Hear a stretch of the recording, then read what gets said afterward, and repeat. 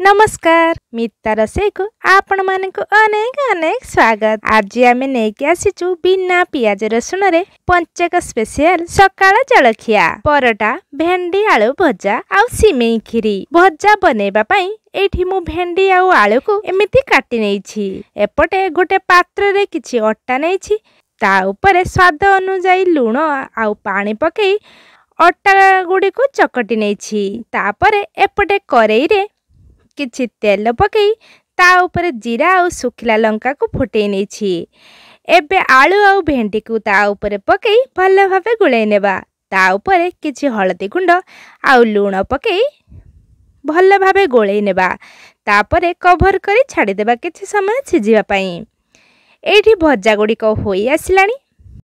एपटे अट्टा डोरू रुटी गोला भलिया गोला बनेई नेछि। ता ऊपर किछि अट्टा पकई रुटी भलिया बेली नेछि।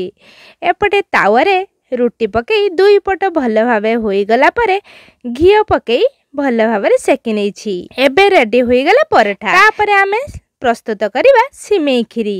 सेथि पई गोटे पात्र नै आसीछि। सेई पात्र रे किछि घियो पकई काजू और किशमिश को भाजी बाहर करि नेछि। सेई पात्र रे सिमेई पकई भल भावे भाजी गोटे प्लेट को बाहर करि नेछि। एबे गोटे करेई रे क्षीर गुडी को ढाली नेबा। क्षीर गुडी को भल भावे फुटई नेबा। एपटे गोटे पात्र रे किछि पानी देई सिमेई गुडी को सिझेई नेबा। सिमेई गुडी को सिझेई नेले सिमेईटी अधिक टेस्टी लागिबा सहित अल्प समय रे सिमेई खीरी प्रस्तुत हो जाई थाए। क्षीर भल भावे फुटी आसिले ता ऊपर चीनी आ सिझेई रखिथिबा सिमेई गुडी को पकई नेबा। भल भावे गुलाई नेबा। किछि समय परे काजू और किशमिश को पकई गोलाई नेबा। सिमेई गुडी को भल भावे फुटी फुटी अधा होई आसिले तीनटी फ्रेश गुजराती को मु एमिति छेची ता ऊपर पकई नेछि। फ्रेश गुजराती पकेले बहुत सुंदर लागिबा सहित बास्ना भी बढ़िया आसी थाए।